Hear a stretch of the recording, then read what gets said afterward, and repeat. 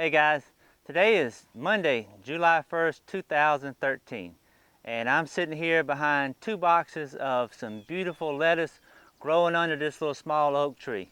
To be able to have fresh lettuce like this so late in the season is pretty cool, and is also a testament to how well this system actually works. I posted a video a while back about off-grid hydroponics showing you how you could grow lettuce without using any type of aeration, and this works extremely well outside. This is my second run of growing lettuce outside. The first time was over to my right out in the open, and they did pretty good, although I did collect a lot more rainwater in the boxes. Sitting up under this oak tree right here, I think it's helped out a lot. There was a lot of questions about maybe putting an overflow tube in here to keep the water from getting so high, once it went down or something like that.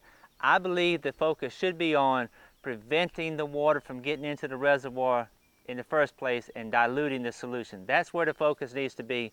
If you go back and look through some of Mr. Cracky's stuff, you find the right ones, you'll see where he was actually showing pictures of setups that were done outside that had canopies over the top of them. That was to prevent the rain from getting in, and also to provide a little bit of shade, I think, in the summertime when it just gets so hot. You don't have to go and build boxes out of lumber and plywood. You can take some Rubbermaid totes or something like that. They would work extremely well. Plus they would give you the versatility of picking them up and moving them, say, up on your back porch if you had a heavy rain coming, or to pick them up and get them out of the midday sun or something like that if you wanted to. There's a lot of things you can do with this stuff. So if you're accustomed to having the worms and bugs eat up your lettuce when it's in the ground, or bolt on you when it starts to get warm, take a look at some of the hydroponic stuff. It's not the end-all be-all to any type of gardening, but it's certainly another way for you to get some good leafy greens later in the season. Now let's take a look at the Dutch buckets real quick.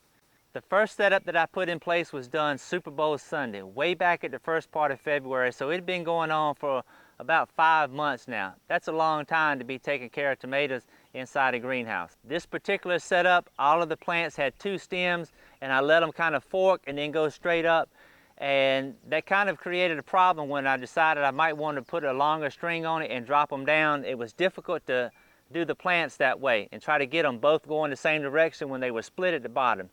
So what I decided to do was just see, somebody mentioned about let them grow up to the top and then turn and come back down. So that's what I did, and that actually turns into a great big mess because you can't keep up with the suckers and everything when they're up so high, and you get such a bushy growth that you get the disease building up in there. You get a good environment for the white flies, and it really makes it harder to work with. But they have continued to produce a ton of tomatoes, and it's a system that really does work quite well. The second setup that I put in there, the new one for this year, has done extremely well. Those are the ones that I put on the roller strings so I could actually drop the stems down and keep them going all in the same direction. They were just single stem, and they were a lot easier to manage, a lot easier for me to keep them clean. That's why I like to use a single stem method in a greenhouse, because the plants are a lot easier to manage. I do things a lot different inside there than I do outside in my regular gardens. It's just 2 totally different growing environments. I've been wanting to get in there and pick all this stuff off and get them cleaned out because it's just getting so hot in there right now. And I talked to my buddy up the road about some green tomatoes. He said he'd like to have a big mess of green tomatoes to make some green tomato ketchup. I guess it's some kind of tomato relish or something like that. I said, I tell you what, I need to pick all the red ones off and give them to a lady that I promised I would give some to so she could get her canning done this year. I don't know how my outside gardens are going to produce. I said, I'll go ahead and pick all these red ones off, give them to her, and I'll pick all the green ones, and you can have the green ones and make your tomato ketchup with it, the green tomato ketchup, and I'll kill 2 birds with 1 stone. So that's what I did. I got plenty of tomatoes for this lady to do her canning, to get her pantry built back up, and I got plenty for my buddy to do his green tomato ketchup.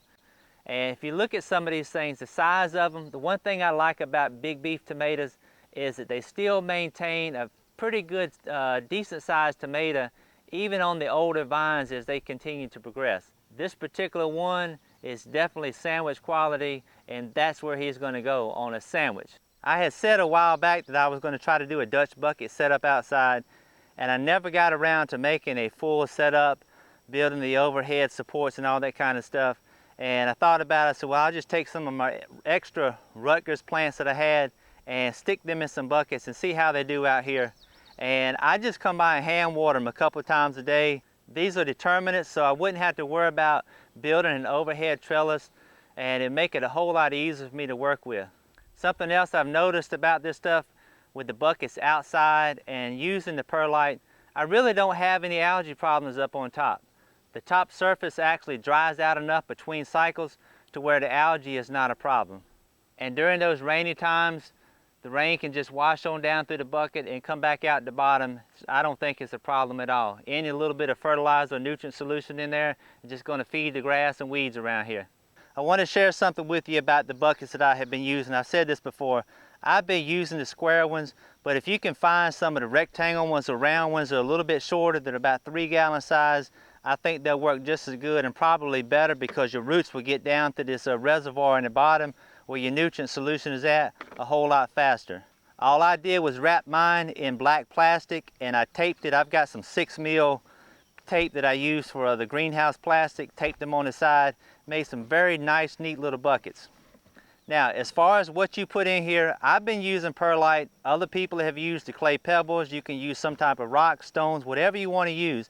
But if you choose to use perlite, I would suggest you stay with either a paint strainer or some other type of cloth, something to keep those fine particles from going out the bottom and going back to your reservoir. On the inside of the bucket, there's another elbow just like this. This is what allows it to drain out the inside. And a couple of people said, well, instead of putting a full-size paint strainer, how about if we just put a strainer over this elbow right here, the one that's on the inside?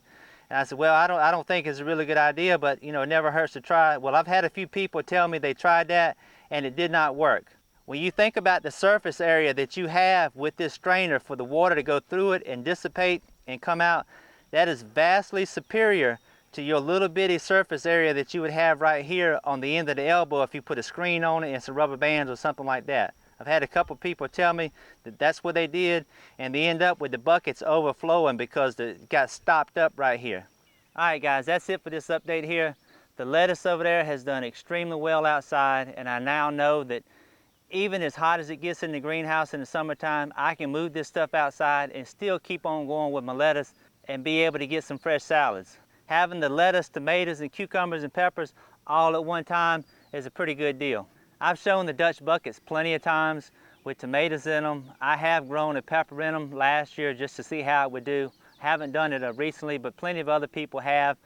They've done peppers and cucumbers, and it works extremely well.